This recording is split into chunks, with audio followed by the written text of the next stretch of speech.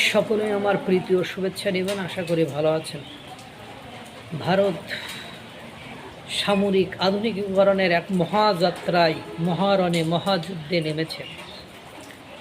আগামী 10 বছরে অর্থাৎ এক দশকে ভারত এই মহারণ, এই মহাযুদ্ধ, এই মহাসংগ্রাম, এই মহা বিষয়টিকে হাতে নিয়েছে।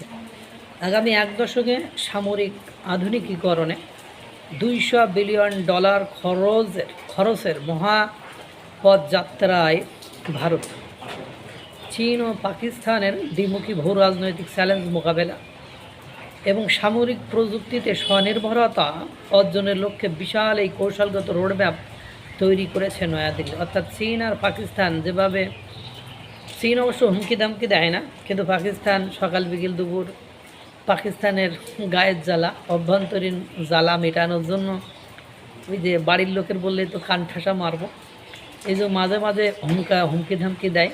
আর হুমকি ধামকির কারণে ওদের যে আরও প্রবলেম ক্রিয়েট হয় বা সমস্যা বৃদ্ধি পায়, সেটা তারা বুঝতে পারে না। এটাই তাদের সবচেয়ে বড় ব্যর্থতা।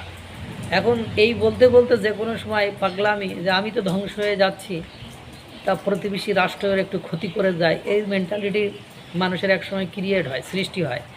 সেজন্য ভারতের প্রস্তুতি এই মুহূর্তে দরকার। ভারত এটা রিয়েলাইজ করেই ভারত এই রোডম্যাপ করেছে।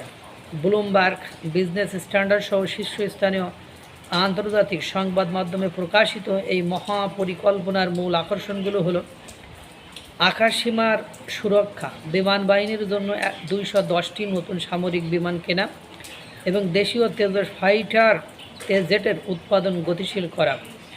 ব্লু ওয়াটার নেভি, ভারত মহাসাগরে আধিপত্য ধরে রাখতে পরমাণু সাবমেরিন ও রণতরী নির্মাণ, যেটা জার্মানি থেকে ইতিমধ্যে 6টি সাবমেরিনের আলোচনা চলছে। প্রযুক্তির বিপ্লব, ড্রোন, এআই, মহাকাশ ও সাইবার কমান্ডারের মতো আধুনিক যুদ্ধে ইউনিটের আত্মপ্রকাশ। মেক ইন ইন্ডিয়ার দাপট, প্রতিরক্ষা ক্রমের 75% বাজেটই থাকবে ভারতের নিজস্ব অভ্যন্তরীণ স্টার্ট আপ ও শিল্পের জন্য সংরক্ষিত।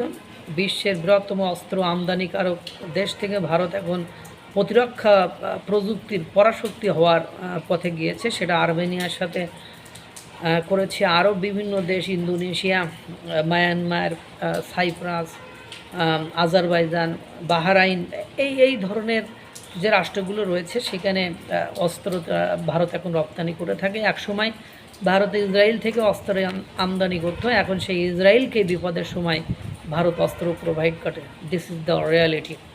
মহান সৃষ্টিকর্তা সকলকে ভালো রাখুক, সুস্থ রাখুক।